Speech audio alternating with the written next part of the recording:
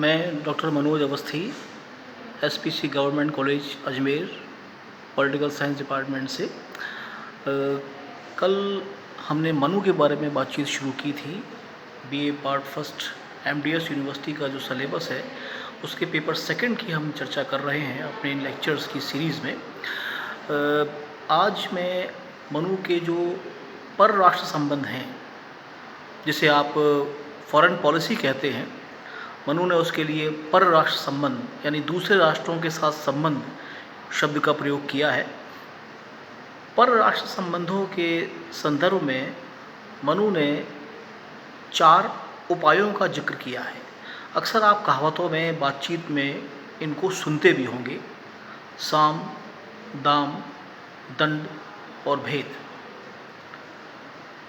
ध्यान रखिएगा, ये मैं आपको एक नई दिलचस्प चीज़ बता रहा हूँ। ये जो 4 शब्द हैं, साम, दाम, दंड और भेद, वस्तुतः इसमें दंड आखिरी विकल्प है। इसका सही जो क्रम है वो साम, दाम, भेद और दंड है। मनु ये मानते हैं कि यदि शत्रु से संबंध तनावपूर्ण हो और समझा बुझाकर बातचीत के माध्यम से, कूटनीतिक प्रयासों से यदि संबंध सामान्य हो सकते हैं तो उन्हें प्राथमिकता देनी चाहिए। आशय ये है कि मनु युद्ध को दोनों पक्षों के लिए घातक मानते हैं और युद्ध उनकी निगाह में आखिरी विकल्प है।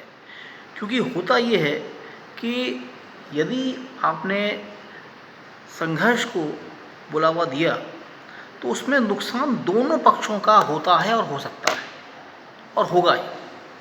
और दूसरा पक्ष इसका ये भी है, कभी आप सोचिएगा, युद्ध आखिर होते कहाँ हैं? किसी भूभाग पर, और वो भूभाग अक्सर कृषि भूमि हुआ करते थे। तो वहाँ जो लोग निवास करते थे, जिनकी वो भूमि हुआ करती थी, वो लोग उस युद्ध का परिणाम बहुत लंबे अरसे तक भोगा करते थे। दूसरा जो मनु का उपाय है परराष्ट्र संबंध से जुड़ा हुआ, वो है दाम। दाम का अर्थ है मूल्य।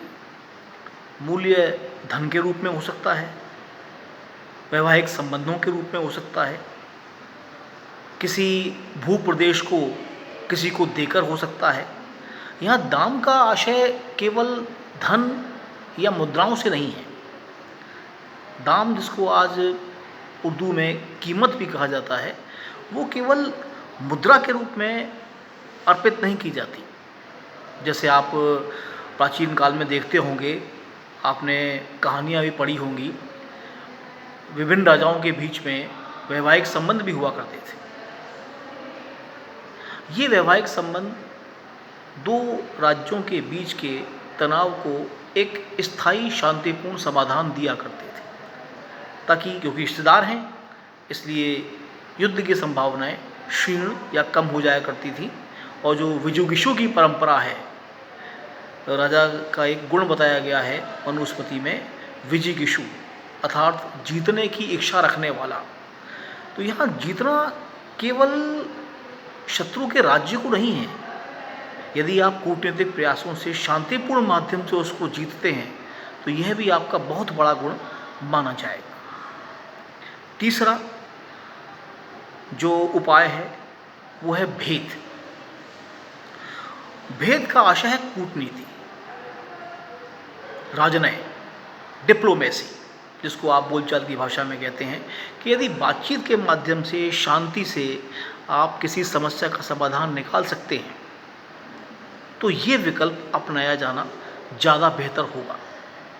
मनु की ये स्पष्ट मानना है कि युद्ध को यदि टाला जा सकता हो, किसी शांतिपूर्ण प्रयास के माध्यम से यदि शांति संभव हो सकती हो तो शांति की ओर मुड़ना चाहिए।